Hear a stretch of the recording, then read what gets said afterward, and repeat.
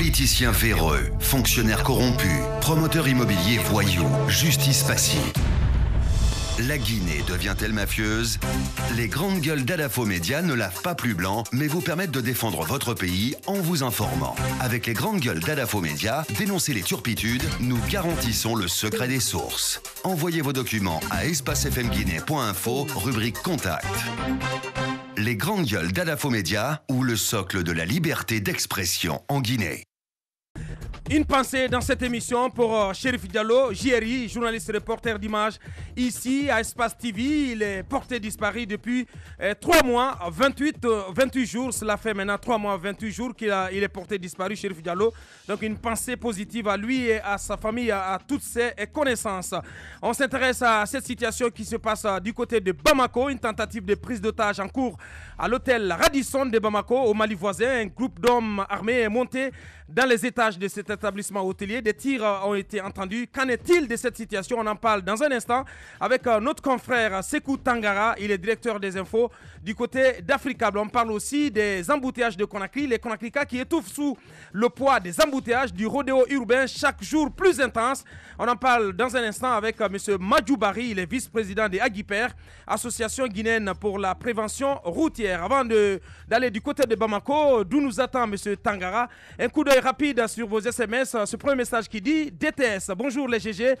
Tamba, ta façon de voir les choses me plaît.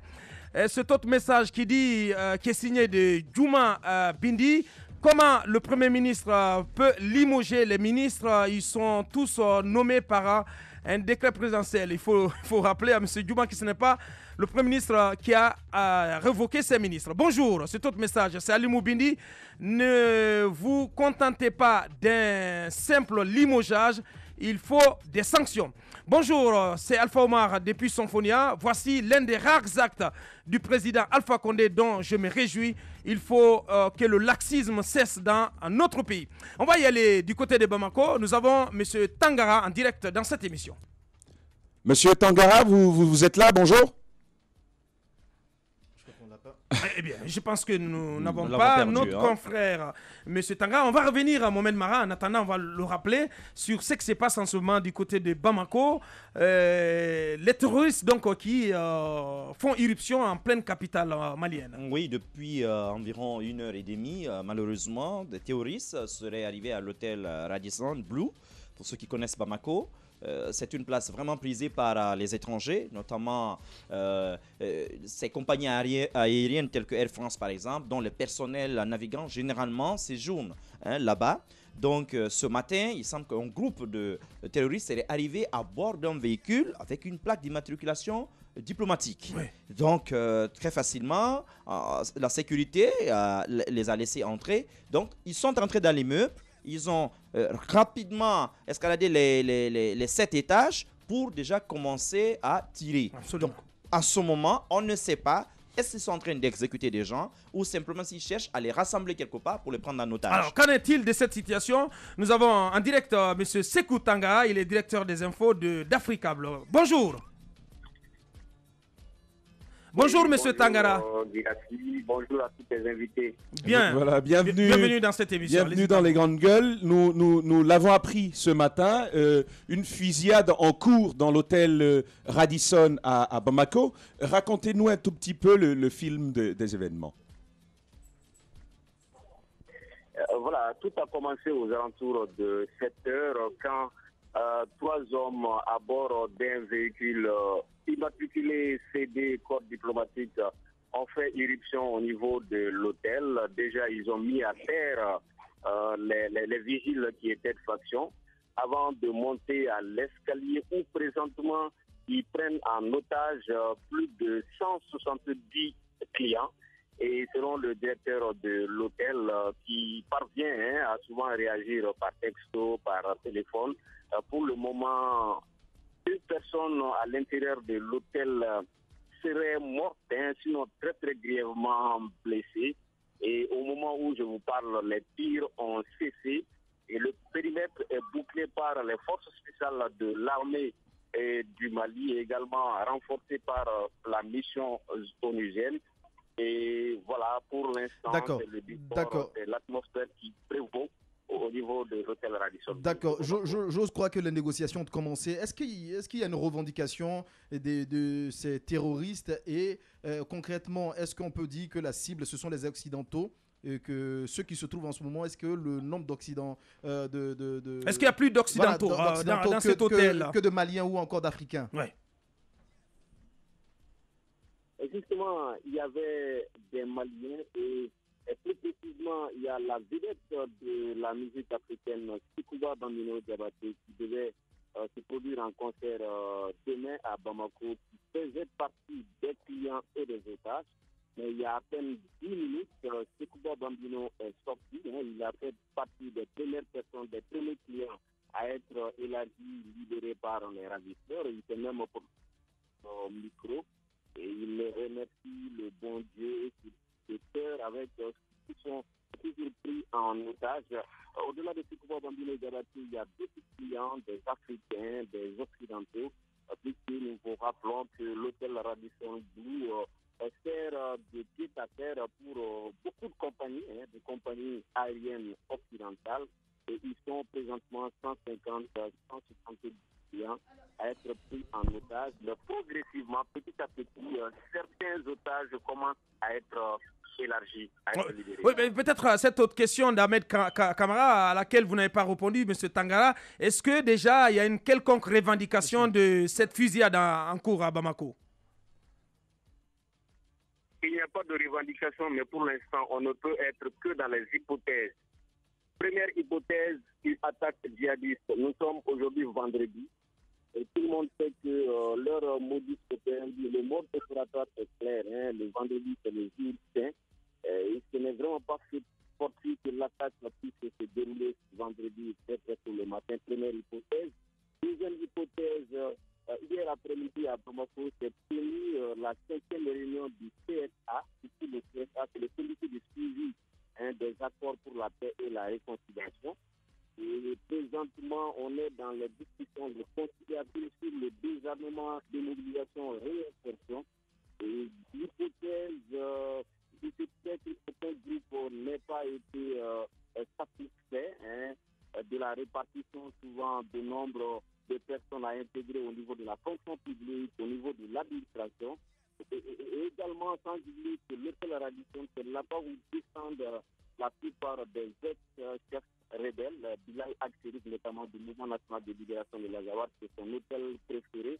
Donc, il n'y a pas de revendication officielle pour l'instant. On ne peut être que dans des hypothèses d'attaque djihadiste, hypothèses de mécontentement d'un groupe, aussi de certains groupes rebelles par rapport à la clé de répartition des postes à pourvoir par rapport à la réintégration à la fonction publique malienne. Donc on attend peut-être d'ici à la fin de la journée, ça peut évoluer et l'attaque peut être formellement revendiquée. On est dans cette attente-là. Monsieur Sekou Tangara, journaliste africable du côté de Bamako en direct dans cette émission. Dernière question, Moussa Yoro. Avant que Tamba ne pose la question sur les accords notamment, je voulais savoir, est-ce que ce sont les assaillants qui ont libéré ces premières personnes qui ont pu sortir ou bien c'est les services de sécurité qui ont pu les aider à sortir? Non, ce sont les ravisseurs.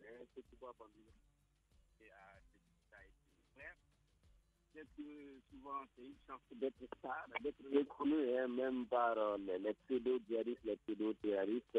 Ces premiers élargissements, on a l'impression que ce sont les ravisseurs, parce que nous tous, on est à peu près à 200 mètres de l'enceinte de l'hôtel, puisque le périmètre est bouclé, on ne sait pas ce qui se passe à l'intérieur.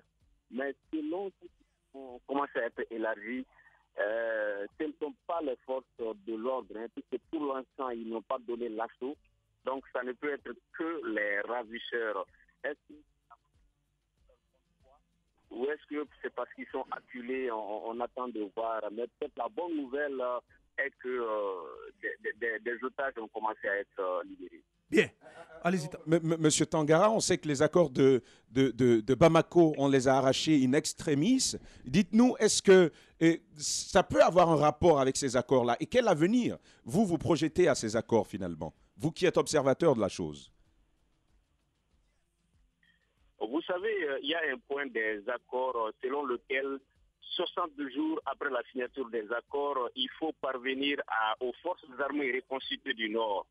Qu'est-ce qu'on entend par forces armées reconstituées du Nord? Ce sont des patrouilles mixtes conjointement menées par l'armée loyale, l'armée nationale, les ex-rebelles de la CMA, la coordination des mouvements de l'Azawad, et également de la plateforme. Et ces patrouilles-là ont commencé dans la région de Kidal il y a 3 jours.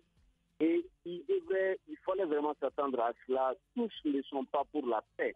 Parce que dans cette zone-là, il y a des mouvements, il y a des groupuscules qui ne marchent qu'à travers le trafic de drogue, le trafic d'êtres humains. Donc, les ennemis de la paix à ce niveau, il fallait s'attendre qu'ils frappent un jour parce que tous ne sont pas partisans de la paix.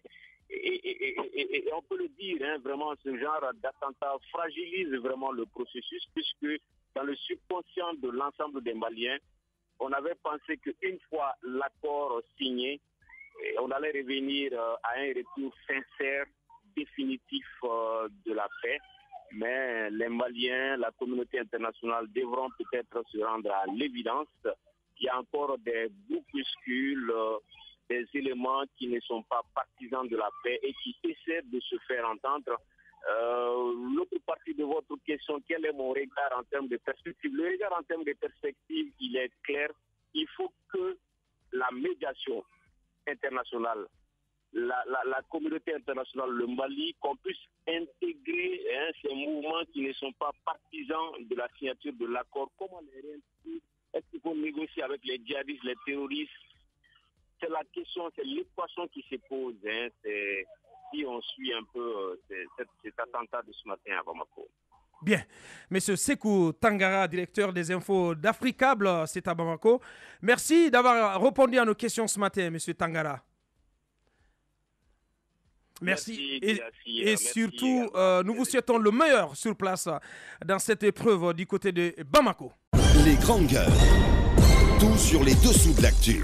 Ici, l'actu rime avec liberté de ton sur Radio Espace. Plus que 10 minutes à passer ensemble. Dans un instant, nous allons joindre M. Madjoubari, le vice-président de Agiper, cette association guinéenne pour la prévention routière. On s'intéresse aux embouteillages qui étouffent les Konakrika. Dans un instant, donc, il va s'exprimer chez nous. Mais avant, nous avons écouté M. Tangara Ahmed. Écoutez, je pense que ce qui est en train de se passer au Mali, c'est révoltant, c'est très grave et il l'a bien signalé. Ça veut dire que nul n'est à l'abri. Je vous l'ai dit la dernière fois que personne n'est à l'abri, même la Guinée. N'oubliez pas que nous sommes partie prenante dans ce qui se passe aujourd'hui dans le Nord Mali, dans le maintien de la paix au Nord Mali. Donc nous sommes visés. Et ce qui est en train de se passer, c'est que c'est des gens qui peuvent venir avec des calaches sans qu'on ne sache qu'ils ont des calaches, des portiques en Guinée. Et puis vous avez vu, si vous avez remarqué le mode opératoire, ils sont infiltrés dans l'enceinte de l'hôtel avec un véhicule immatriculé CD. Voilà, c'est des corps diplomatiques. Donc c'est possible partout en Afrique. Donc je pense que c'est le moment. C'est la psychose. Voilà, non seulement c'est la psychose, mais je pense que nos autorités ne doivent pas rester les bras croisés. C'est le moment de maintenir la sécurité et d'augmenter, s'il le faut, le quota de sécurité à Conakry et partout, même en Guinée, parce que ces gens, on ne sait pas d'où ils peuvent venir. Ils sont imprévisibles. Voilà, ils sont imprévisibles. Bien. Donc, il est grand temps que nous prenions nos responsabilités. Bien, allez-y, Mohamed Mara, rapidement, 30 secondes. Ahmed fait bien quand même de le rappeler. Moi, je pense tout simplement que ça doit interpeller nos autorités. Mais vous savez, la lutte contre le terrorisme aujourd'hui ne peut pas se faire en vase clos. C'est justement cela. Il faut une coopération renforcée avec l'ensemble des pays de la sous-région. C'est vrai, avec aussi les grandes puissances, notamment en matière de renseignement, ce qui est extrêmement important.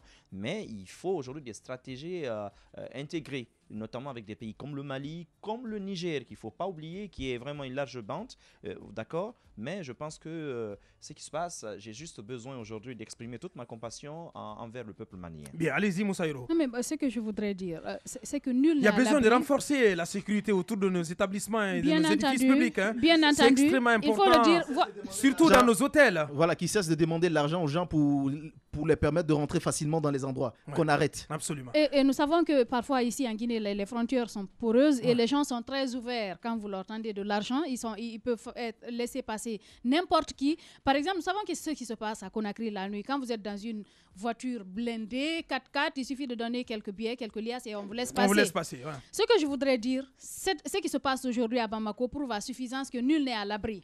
Et les terroristes, ils sont capables de mille et une choses. Vous voyez, ils viennent dans une voiture de corps diplomatique.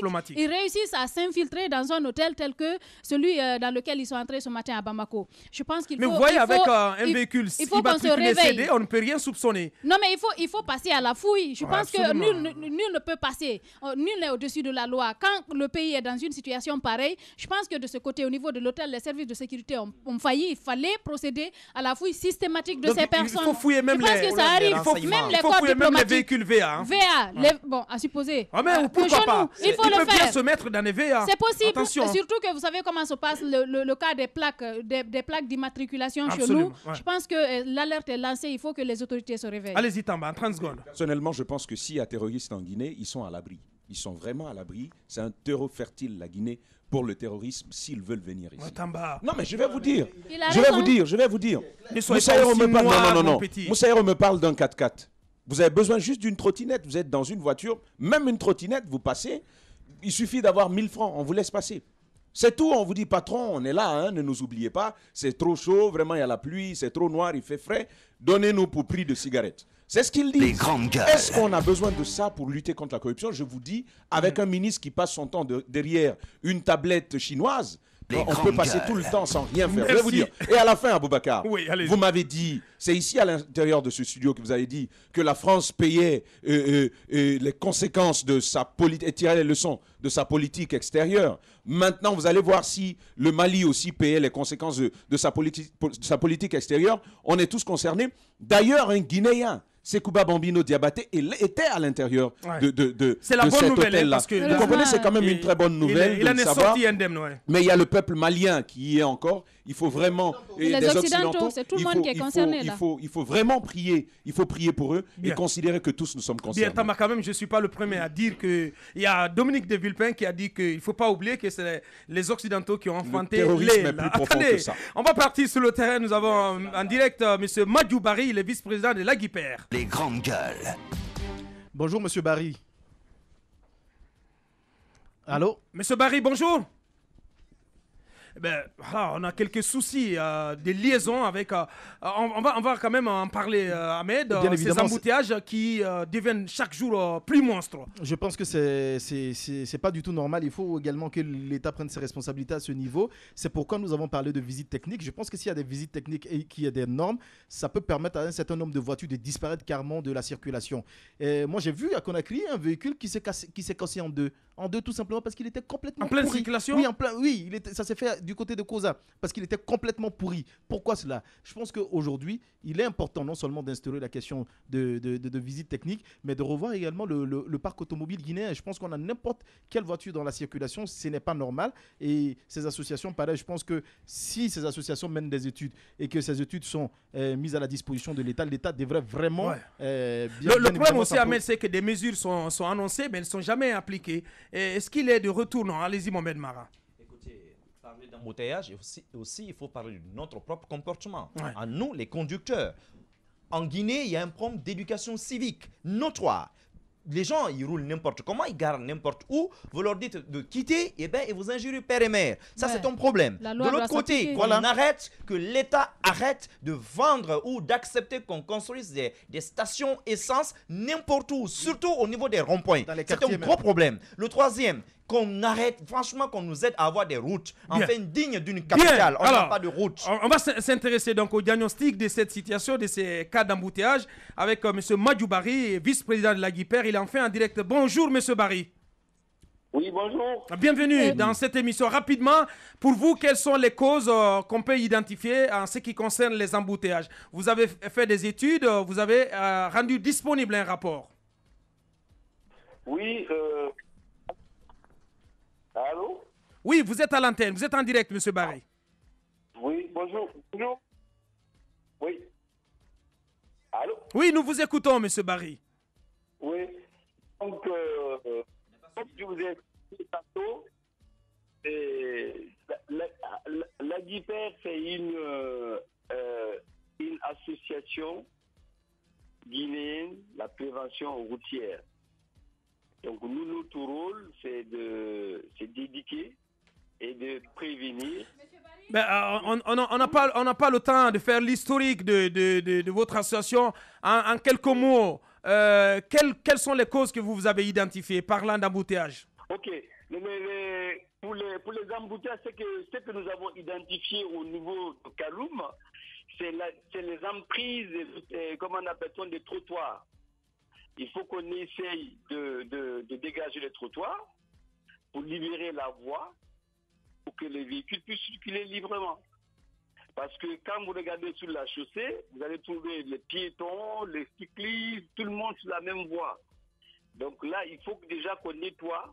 Il faut qu'on nettoie déjà les trottoirs. C'est ce qui s'est passé dans plusieurs pays dans la sous-région. Ils ont commencé par ça pour atténuer un peu au niveau des embouteillages. Et ça, il faut qu'on s'y mette. Il faut qu'on s'y mette tout de suite. Monsieur Barry, c'est un constat fait par Monsieur Tout-le-Monde. Nous savons que nos trottoirs sont très mal occupés. Que nous apprend votre rapport que nous ne connaissions pas? Oui, ce que je vous apporte, ce que vous ne connaissez pas, c'est que au niveau de la Guinée, il nous faut une office guinéen de sécurité routière. Cet office a le privilège et le droit de travailler pour vous annoncer, pour vous donner tout le programme pour essayer d'évacuer, si vous voulez, de trouver la solution au niveau de ces embouteillages. Eh bien, monsieur Barry, donc il est Madjou Barry, il est vice-président de cette association pour la prévention routière à GIPER. Malheureusement, nous n'avons pas suffisamment de temps pour vous écouter plus longtemps. Et on va essayer de prolonger le débat à d'autres occasions. Merci, monsieur Barry, d'être passé dans cette émission. Ça en est terminé pour aujourd'hui. Merci à l'équipe de cadrage, Abou Koré et Abdoulaye Kamara. À l'équipe de réalisation du côté de la radio, c'était Prince Diallo et Mamoudou Kondé était donc à la réalisation du côté de la télé. Merci à tous les 4 co-animateurs. On se reprend lundi. Merci de l'attention. Au revoir.